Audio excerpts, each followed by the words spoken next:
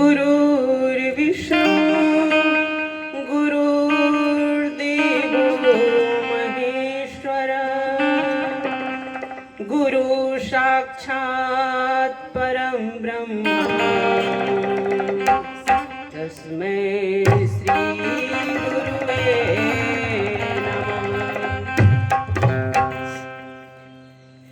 भैया माना तू हूँ गुरु त्रिपुरारी के भोला भंडारी के ना भैया माना तू हूँ गुरु त्रिपुरारी के भोला भंडारी के ना बहना माना तू गुरु त्रिपुरारी के भोला भंडारी के ना भैया माना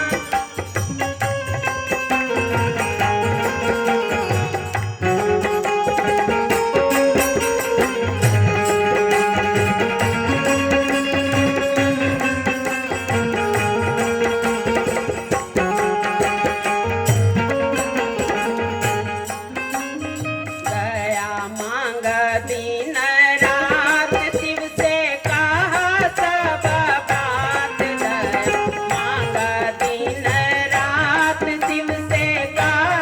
सब बात वही दूर करिए जगत के नाधारी से भोला भंडारी के नाम वही दूर करिए जगत के नाधारी से भोला भंडारी के नाम भैया माना तू त्रिपुरारी के भोला भंडारी के नाम मीठी मीठी तालियों के साथ आप लोग